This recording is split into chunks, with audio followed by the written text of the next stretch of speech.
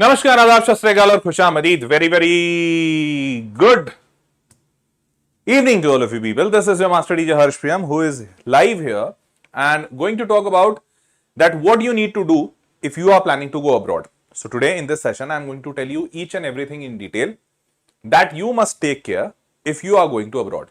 And why is this important that you should take care of this thing, not anyone else? Because since you are going abroad, you are now going to manage most of the things by your own. Hence, finding a country must also be done by yourself, so that once you are into that country, obviously there would be few things which would be out of your control, which you would not have planned. So you should be able to navigate through those fluffy waters, or you navigate through those choppy waters and arrive at a solution. And that would be only possible if you would have done all the research by your own, if you would have taken all the decisions by your own. So in this session, I am going to tell you or teach you that how you can actually arrive at a conclusion, how you can actually take a decision that which country to choose, which college to choose, which branch to choose, how to choose that which would be a better option, how to decide for an education loan, how to apply for a scholarship, which all documentations would be required, will there be requirement of any consultant, will there be any help needed, all such things in this session I am going to tell you. So this is going to be a detailed session. Stay with me till the last and it's going to be a very useful session. In fact, a mind-opening session. Believe me. Okay. Chalo, so let's get started. If you have yet not subscribed this beautiful channel, you are doing it wrong. Believe me, you should subscribe it right now, because you will get a lot of useful, beautiful content here. Okay. So let's get started with this. Starting with this news post. Very recently, in fact, I found this on Times of India article, 1.3 million Indian students, means in the end of year 2024, 13 lakh Indian students migrated to abroad countries for studies. 13 lakh is that number, which is equivalent to the number of students who are appearing for JEE examination. Can you just imagine this? So in every year in our country, around 14 to 15 lakh students appear for JEE examination. Almost similar, same to that amount, that number of students are going abroad. So this will tell you that in fact this is actually a very growing market, and students who are able to find this opportunity are moving in a very good amount, very good chunk to abroad countries. Okay. Now moving forward, so the top 5 study abroad destinations, So the top 5 study abroad destination in the year 2024, where most of the people went out of this 1.3 million students, are basically Canada and the US and the UK main popular. Germany and Poland are emerging as affordable alternatives. So this report is saying that out of these top 5 destinations, undoubtedly US, UK and Germany are the top 3 destinations. US, UK and Germany. No. US, Canada and UK. US, Canada and UK are the 3 top players. But Germany and Poland is gaining popularity. And why is that? So let me tell you. Canada is, in fact, for last 1 year, Canada has not been that great partner of India. And going to Canada is becoming more hostile. So hence people are avoiding the option of going to Canada. So this is point 1. Second, going to USA is again not an easy job, because if you are moving to USA, the chances of getting a visa is very tough. Student visas are easy, but still going to USA is not that easy. And now comes UK. So UK alone becomes a useful country, although UK also has got higher price bands, and only those people can afford UK who has good big pocket. Okay. That is why Germany and Poland are gaining popularity, and along with that there are few more countries which are gaining popularity, some of them being Netherlands, Ireland, uske baad Austria, France. So these countries are gaining popularity because of their cost effectivity, their variations in the job market, their availability of the jobs, earning potential of those locations. So these all are the major reasons. I'll tell you each one of them in detail. Now, so the first stage when you are planning to go abroad is planning and research stage.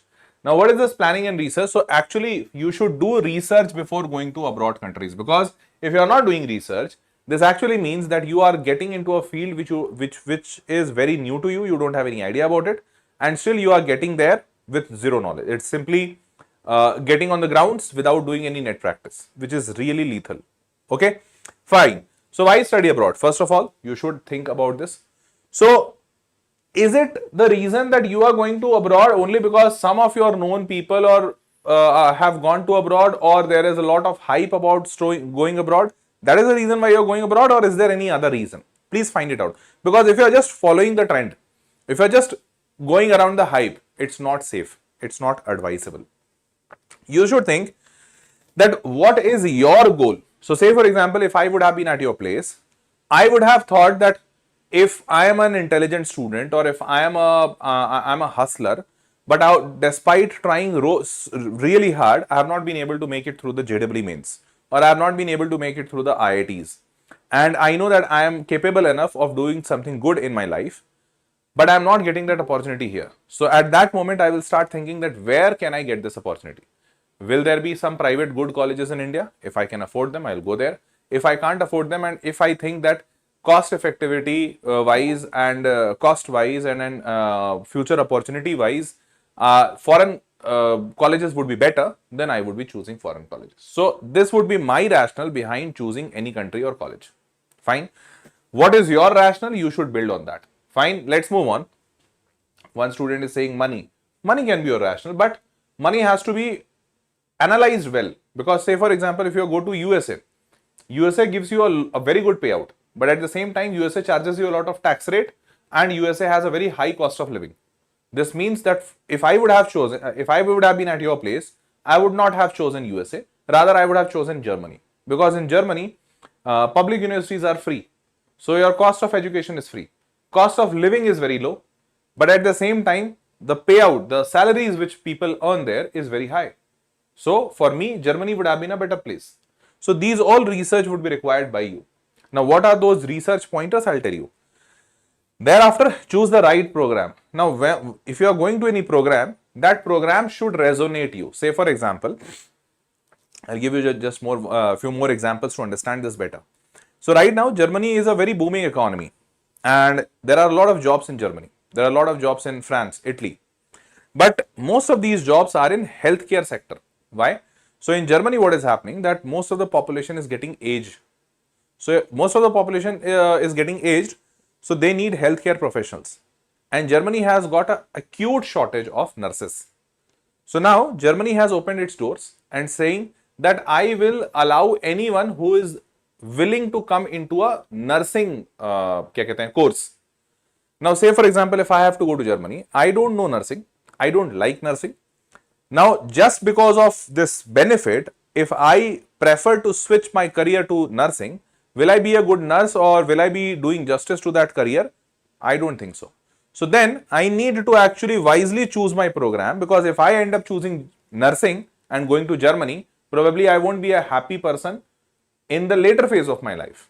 And that will be a concerning point. So try choosing your course that is resonating with you, that is actually allowing you good time to stay in that country so that you can understand that country well, that is giving you internships, that is allowing you that you can stay there and work there. So you should take these things into consideration. Fine. Moving forward, shortlist the universities. Now, see, there would be some universities who are good at QS World Ranking, but those universities might be tough to get into. So say, for example, if I say, would you like to go into Harvard University? Your answer would be, yes, I want to go into Harvard University. But now the question arises that, does Harvard University want you? That is a big question, because getting selected into Harvard University is itself a very tough game, very, very tough game. So even if you choose Harvard University, chances of getting selected in Harvard University is just 2%, 1.5% roughly. Like in a 1.5% chance university, would you be able to go? That would be very tough. So if I would be choosing my university, I would be taking care of QS World Ranking, but at the same time, I would be even seeing that whether that university has, what is the acceptance rate for that university for international students, how much chances would be for me to get selected into that university. Third, I would be even seeing this, that whether that university is teaching me in English or in their native language. So this also happens that, say for example, in Germany particularly, or in Japan, if you go to Japan, selection rate in Japan for international students are pretty high, around 20 to 30%. Now 20 to 30% international applicants are getting selected. Why is that? How is that? So how this is only possible because those universities are teaching in Japanese. So anyone who knows Japanese can only enter into those universities. So obviously the selection percentage would be higher. But will you be able to learn Japanese? That is the first question. So you should take these points into consideration while choosing your university, that whether your university gives classes in their own native language, what are the student reviews for that college, what is the reputation, QS World Ranking, how much student support do they give, what is the after post-study placement statistics, these things you should consider. Okay. Next is, you can even refer to this website, this is QS World Ranking website. On this website only you can choose the universities according to the world rankings. But mind it, don't choose the top world ranking universities because they are lucrative. Undoubtedly, the packages from those colleges would be great, but it would be similar to you as like IITs in India. IITs are also best in India, but in India, if you have to go to IIT or AIMS, you have to be the best, and you have not been able to be there. That's why you are choosing countries abroad, like colleges abroad. So don't try to choose the top colleges until unless you are very sure that you will be getting selected there. Okay. Next is, now this part which I was talking about. So there are three type of colleges that you have to take care or you have to choose from. First being the best colleges. Obviously the best colleges, it would be undoubtedly the best if you get selected here and you start studying here. But best colleges are those colleges which are most hard to get into. Then there comes middle kind of colleges, those colleges who has a QS World Ranking of 20 to 80. In these colleges, it's not that hard, but it's not that easy even. Will have to make your way out of this entire application process. You'll have to work pretty hard. Here you will be requiring some consultants also. Here you will be requiring some professional statement of purpose writer, letter of recommendation writers, all those people who can actually make your entire application process pretty strong. And here you also need to be financially strong as well. Fine. So these conditions would be required. Now comes the third option. Here these universities are called as the safest universities because these universities are generally those universities who has a QS World Ranking of higher than 80. Okay. Now more than 80, this means that in these universities getting admitted would be easier. Fees might be higher, might be lower, depends on your research, that if you research well, you will find out those universities which will be having lesser fees, but generally the colleges which are available here are not of lower fees. So here in these colleges, you can go very easily and these could be your good backup options. Fine. Chalo. Let's move on. Let's move to the next. Choose the right country. Now, choosing the right country is a very important thing because, so say for example, you are getting a college which is teaching you, which is going to teach you in absolutely free of cost, and thereafter the placement reports of that college is also very great. That college is very high in the QS World Ranking. Now, just imagine that college is lying right down in Canada. So if that college is right now in Canada, then what will happen? That if you go to Canada, Canada is very hostile currently for Indians because in Canada, what has happened that there is a acute what you can say pressure on the population. Demographic stress is very high in Canada. And why is that happening? Because the Canadian population right now is in lesser number and the foreign population in Canada is in a higher number. So just imagine that if you are staying in a place where you are the native, but you are in a lesser number and foreigners are in high number. Obviously, you would not feel that great, isn't it? And that is why Canada is in an acute stress of immigrants, because of which Canada has cancelled all the visas. Canada is not allowing international students or international people to enter their country, and even those Canadians who are staying there, those who are the natives, they are very hostile towards especially Indians because Indians make the maximum population out of there.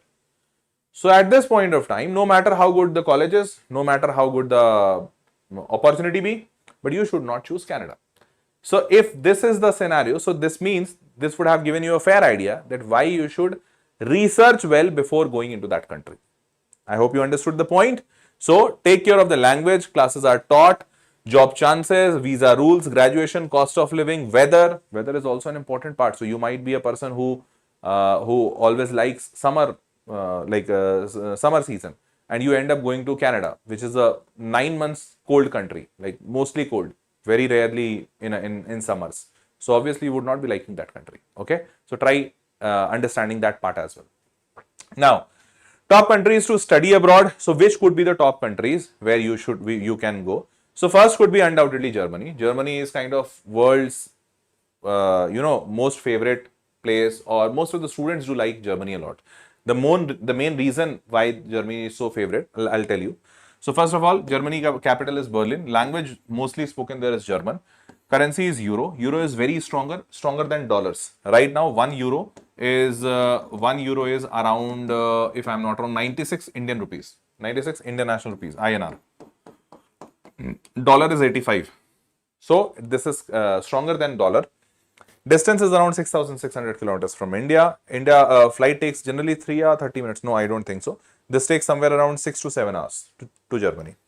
Total population is around 84 million. 84 million means 8.4 crore. 8.4 crore people would be staying there. Now, please pay attention here. In India, we have a population of 148 crores. Can you just imagine? 8.4 crore. You are going to a country where the population is 8.4 crore from a country where the population is 148 crore. So, please be alert that you are going in a country which has very less population.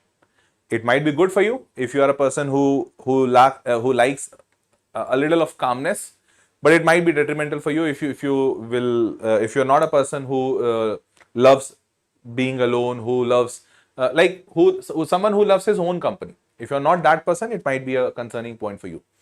Now, international student number here is very good. Around 4 lakh students are here who are international students. So this percentage is very great. Although still there is a lot of scope for Germany to accommodate more international students, and that is why government is giving funding to international students for studying in Germany. Next is no tuition fees, the biggest attracting point for all the international students. Only need to pay around administrative fees, which is generally around 10,000 to 30,000 rupees per annum, which is like super great per semester. That is also not very high. Recently, some public universities in Germany have started charging tuition fees, which is 1.5 lakh rupees to 5 lakh rupees per year. But some of them have started. Most of them are still with no tuition fees. Private universities do have a fees which is a little higher, but not that higher. So around 5 lakh rupees to 19 lakh rupees. So if you get a 6 to 7 lakh rupees per annum private university also, that is almost similar to Indian standards. You would be able to study there. Now, next is, if you are going to Germany and you are choosing a university which is public university where no tuition fees is there, then this public university mostly teaches in German. 90% chance that they will teach in German. So then you need to prove your German proficiency, and that would be done through test DAF. So that is a catch point here, that going to Germany is very lucrative, but then you need to learn German. IELTS or TOEFL would be required if the university is teaching in English. Next is, in Germany, you need to show proof of funds also, which most of the country do have this requirement, that if you're going to that country, you need to show some money amount in your account so that those visa officials are sure that you will not be a liability to their country, and you do have sufficient amount of money in your account to fund your expenditure and fund your education. That is required, and that is why this proof of fund is required. In Germany, this is around 11.35 lakh rupees per year. So say for example, if you are going to Germany for a course of 4 years, you would be required to show 11.35 lakh into 4. That is roughly 45 or 46 lakh rupees in your account. You need to show this much. Fine. I hope you understand that. Next is job market. What is the current job market in Germany? In Germany, engineering is a booming sector there. 45 to 54 lakh rupees per annum is an average what engineers are earning in Germany. And this is pretty great and pretty awesome, because this much amount you won't get in India for sure. So in the starting, if you get this much, like even if you get 30 lakh rupees, 2.5 lakh rupees per month is a very good salary to start with. Healthcare sector is emerging higher than engineering. Healthcare sector is around 34 to 43 lakh. But why am I saying this is higher? Because here the jobs are in abundance. Jobs are very high in healthcare sector compared to engineering sector. Although engineering has also got a very good payout. Now moving forward, next country is France. France known for its beauty, Eiffel Tower, undoubtedly a very good country. In fact, one of the top 5 nations across the world, because France has the United Nations permanent membership, if you know a little bit of geopolitics. Anyways, the capital for France is Paris, the famous Paris where Eiffel Tower is there. French language is used here. Euro is the currency. So in entire Europe, most of the countries do use the currency of euro only. So they have the common currency. 7,200 kilometers is the distance from India. 3 hours 30 minutes is the time. Acha, time zone is 3 hours 30 minutes. Sorry. I misread this point. I thought that this is the time which is taken by to go from India to France. 3 hours 30 minutes ahead of France. India is 3 hours 30 minutes. Fine. 68 million is the population. Can you just read it out? 68 million means 6.8 crore. Only 6.8 crore. And India is 148 crore. They have got 4,12,000 international students, means they have higher international student population compared to Germany, although they still have a lot of capacity to intake more Indian students, because the government in France is also opening up its door, having multiple opportunities and multiple programs and offers and all such thing by government institutions there to attract students to France. Okay. Now moving forward, the tuition fees for public universities in public universities in France, the government will cover 2/3 of the tuition fees. Your 2/3 tuition cost will be covered by the government. The tuition fee will be around 3 lakh to 4 lakh rupees per year. So if government takes 2/3, then you need to pay 1/3. So out of 3 lakh rupees, if you pay 1/3, this means you'll have to pay only 1 lakh rupees, which is pretty affordable. Next is private universities. They charge somewhere around 6 lakhs to 17 lakh rupees per year. Now this is a costly affair. Whether you have to go or not, you will have to take your own decision. Next is IELTS, PT, TOEFL would be required. But if your course is being taught in French, then you need to appear for DALF or DELF. Okay, these are the French proficiency test. Now moving forward, 1 year's tuition fee plus. So proof of fund is, here the rule says that you will have to show 1 year's tuition fees plus 7 lakh rupees in your account. So say for example, if you have been chosen to a college where the tuition fees is 3 lakh rupees, government paying your 2 lakh rupees on your behalf, then you need to pay 1 lakh rupees. So then you need to show 7 lakh plus 1 lakh of your tuition fees, 8 lakh rupees per year into 4. That makes 32 lakh rupees in your bank account. You need to show this much amount in your bank account as a proof of fund. And please remember this thing. Proof of fund does not mean that you need to give this much amount to the government. No. It means that you just need to show that much amount in your account. No matter, even after showing that, you can remove that amount to from wherever you have taken this. In fact, a lot of people gives this service that I will give you this much amount for, say for example, 3 months or 6 months, till the time you need to show it in your account to the government.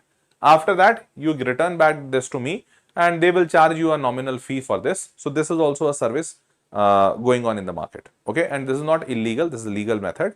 No issues in that. Chalo, moving forward, sir, please make a video on how to get admission to Arizona State University. I will make it if you just write it down in the comment box, and if students do support this for Arizona State University, I'll make a video on that. And I am saying this to every student. If you need any video on any of the topic, do let me know in the comment box also. Okay. Next is, the job market in France is that engineering has an average payout of around 49 lakh rupees per annum. Average payout. So even in the starting, if you get 36 lakh rupees, that's pretty great to start. Healthcare sector has got 41 lakh to 63 lakh rupees per annum. Healthcare sector is much more higher here than engineering.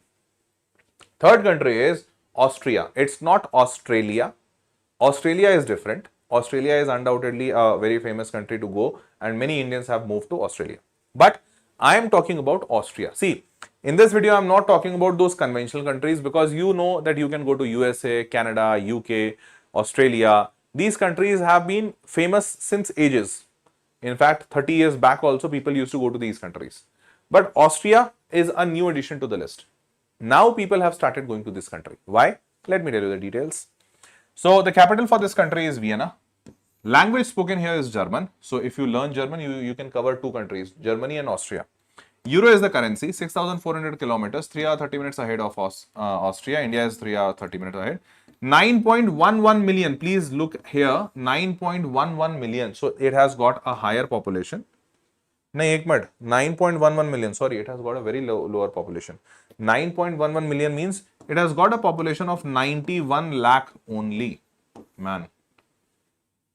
You know, in India, Delhi has a population of 3.4 CR, if I am not wrong. Yeah, around 3 crores, 4 crores. Matlab, this country is far more smaller than Delhi. Man. Not smaller, not in the sense of area wise, that I don't know. But obviously, in the sense of population wise, this is very smaller. Cool, man. Country is great. 60,000 international students have gone here so far. So 60,000 is a very less number. Now, so the public universities here do charge somewhere around 70,000 rupees per semester. 70,000, that's it. Very cheap. Private universities do charge here somewhere around 3 lakh rupees to 21 lakh, 22 lakh rupees per annum. Depends on the private university. Here you need to prove English proficiency through IELTS or TOEFL examination. Most of the universities here do teach programs in English. Now, students, proof of funds. So, students who are above, up to 24 years old, matlab your age, you need to show 49,000 rupees per year. That's it. So, this country is really lucrative for most of the students because students up to 24 years old must show proof of at least this much amount, which is approximately 50,000 rupees per year. So, for 4 years, 2 lakh rupees only needs to be shown. Next is, while students aged 24 years or older need to show 89,000 rupees per year proof of funds. So this is also cheap. So this means that here you need only 2 lakh rupees to be shown in your account, which is very much possible. Next is, here the engineering market, the average salary payout is 65 lakh rupees, and for the medical doctors and surgeons, it's 85 lakh rupees. Although I found this data on Google, but it was really tough for me to believe. So I have to do some more research here because engineering has got 65 lakh rupees, and that to a country like Austria, which is not that big country. So Austria has got 65 lakh rupees of average payout. I'll just check it out, but maybe my team, my research team would be checking it out on this and would be having better knowledge than me because my counseling team, which I also call my research team. So my counseling team and my research team does a lot of deep diving into all these data. So that's why in most of my session, I do say that if you need any help, you can just reach out to my counseling team in the description box. They will help you because they have a very wide knowledge. Okay, so I'll just check out with them. Now moving forward, next is Netherlands. Netherlands is a very beautiful country, undoubtedly a very beautiful country, full of hill stations and all such stuff. It has got a capital of Amsterdam. Dutch is the language spoken there. Euro is the currency, around 7,000 kilometers from India. 3 hours 30 minutes ahead of India is 3 hours 30 minutes ahead of Netherlands. 18 million is the population. 18 million means 1.8 crore. That's it. Lesser than Delhi again. And it has got, man, I can't believe this. Can you just see this? 7.58 lakh international students, means most of the people here are international, and this is a very famous and go-to place for international students because it has got 1.8 crore population and an international student percentage of, not percentage, absolute number of more than 7.5 lakh, which was very lesser for Germany and France, isn't it? So undoubtedly a very go-to place or you can say favorite place for most of the international people. So here the tuition fees for public universities range from somewhere around 6 lakhs to 14 lakh rupees. Public universities are not cheap here, man. Tuition fees is very high. While universities and colleges, private institutions typically charge between 13 lakh to 24 lakh. Man, awesome. This is really great. So if you can choose, if your pocket allows you, you can obviously go to this country because people are flocking to this country.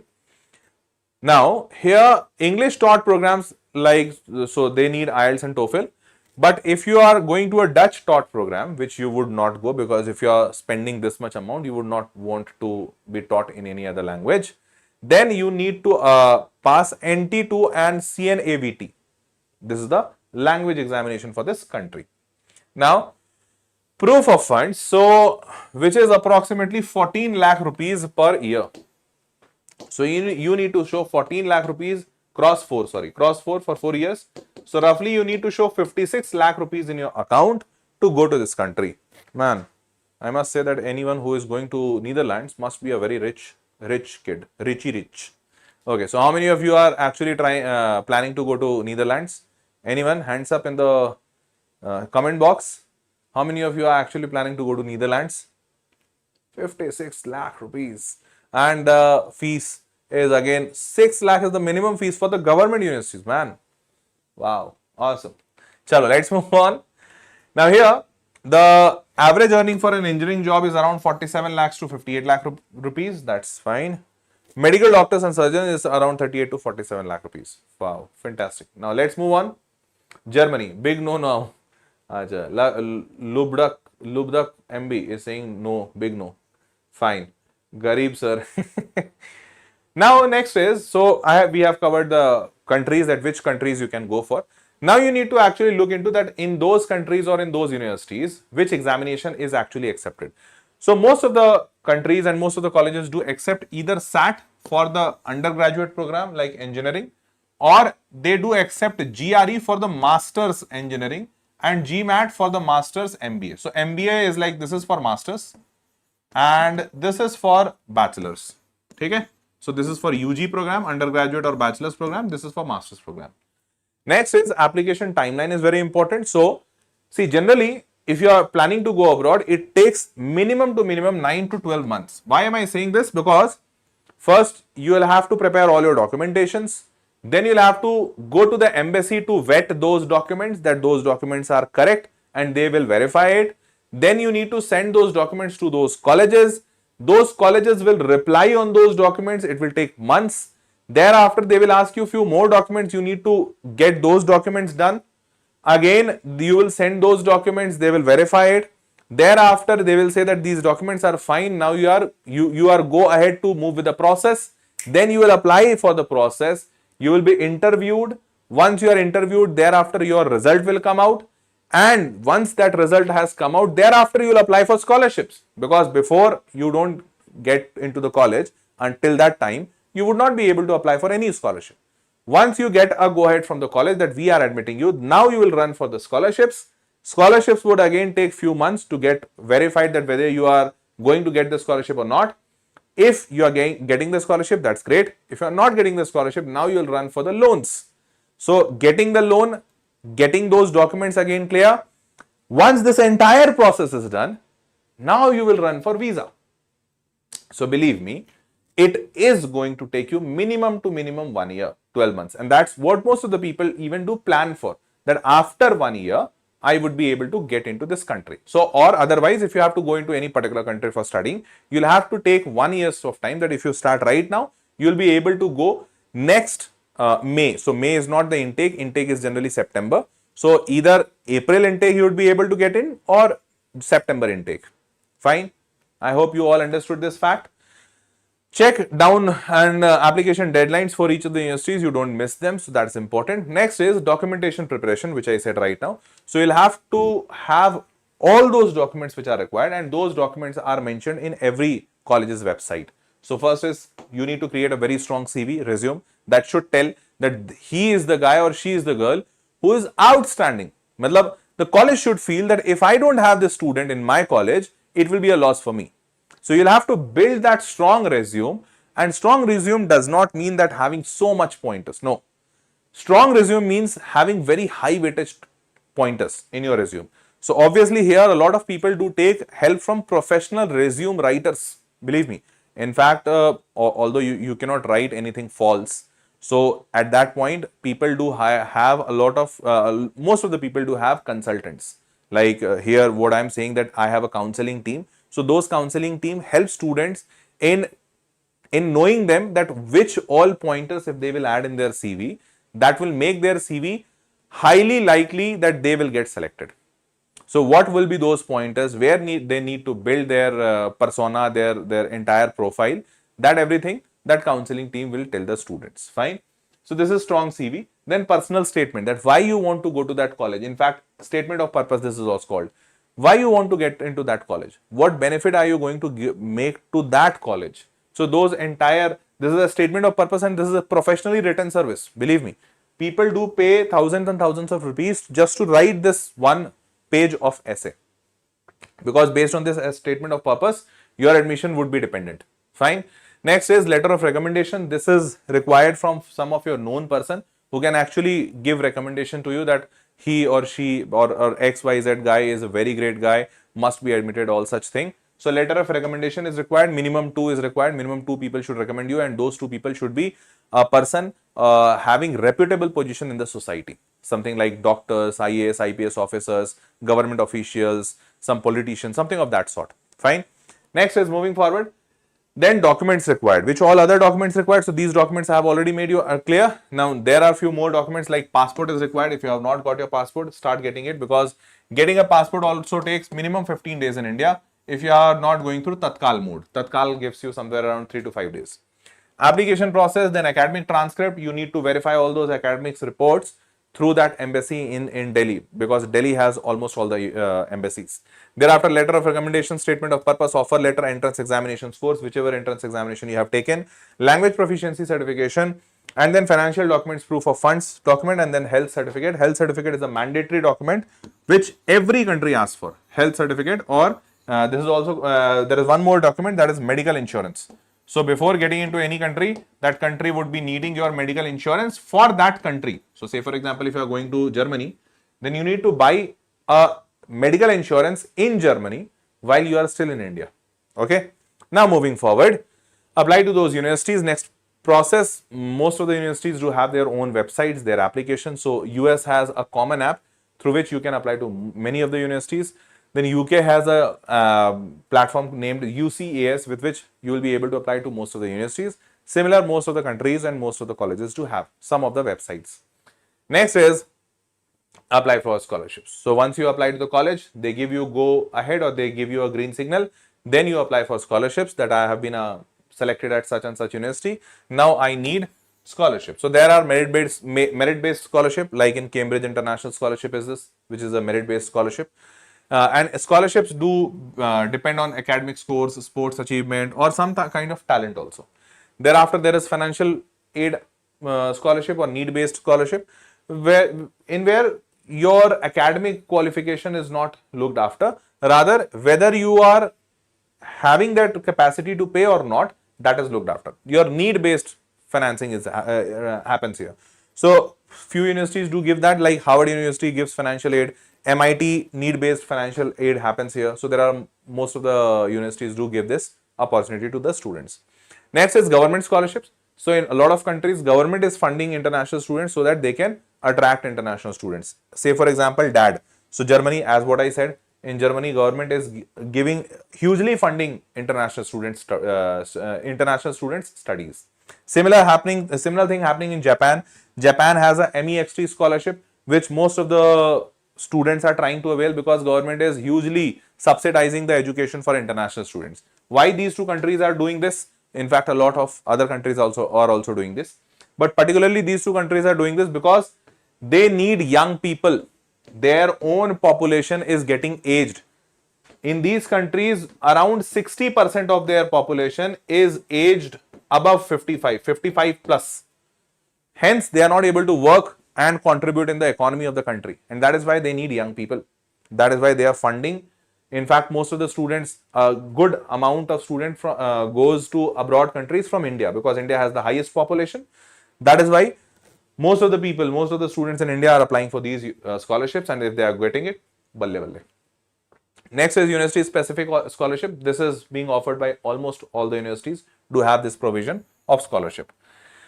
Thereafter, if you don't get verified, or if you don't get any of the scholarship, then you actually need to go for education loan. I have taken a separate video on education loan. If you have not seen this, you can watch this video. I have very elaboratively explained here that how you can get a education loan. Next is that education loan is, undoubtedly at a lot of times is very helpful, would be needed by you. Once you get the admission letter, thereafter you need to give it to the bank or the loan partner. Thereafter, you need to even compare the interest rates given by different companies, different banks. And then you need to prepare the documentations like admission letter, fee structure, ID proof, income proof. And with that, you'll be given you'll give in the loan. Fine. Now moving forward, student visa. Finally, student visa. So student visa is once you are done with all such process, now you go for student visa. You give them proof of funds because that bank will be giving you that fund so that you can show it in your account. You'll give them proof of funds, you'll give them admission letter, each and everything. Thereafter, they will allow you the visa. Now, every country has different type of visas that you need to learn once you select a country or once you select a college, that which type of visa needs to be applied for that particular country. Okay. So, say for example, Germany has a visa. Visa type is national visa for study. This is simple national visa for study. Application apply through German embassy or consulate, which is in Delhi. France has a visa name which is long stay student visa, VLSTS. Now apply for online via campus France and at the French consulate or embassy. Similarly, Austria has a student visa, simple student visa, which is also called visa D or residence permit. So you can even apply at the very young age, you can even apply for residence permit. They will allow you. Now here you can again apply here, country before traveling, embassy in your country, and visa will be issued by them. Similarly, Netherlands have a MVV plus residence permit type of visa. University applies to Dutch immigration and on your behalf. So here the process is pretty different, that here in Netherlands, the university will apply for the visa on your behalf. You will not be applying any visa. So you need to actually understand these processes before going to that country. Okay, fine.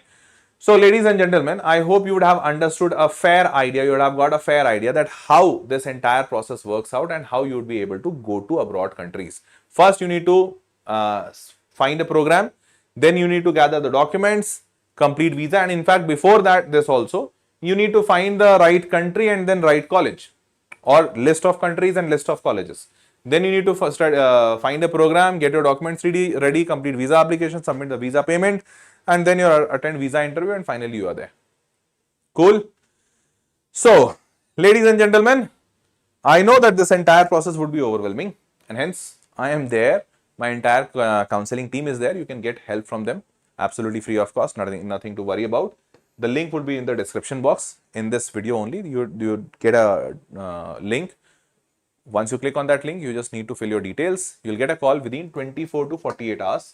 Please allow us this much time because we have been receiving huge call volumes, huge requests from the student side that, sir, we want to know more about Japan, more about Germany, more about Falana, Dhimkana, like all such stuff. And there have been a lot of students who have to go to these countries and colleges and they need professional help that, sir, kindly help me in the application process, kindly help me in the statement of purpose, letter of recommendation, XYZ thing.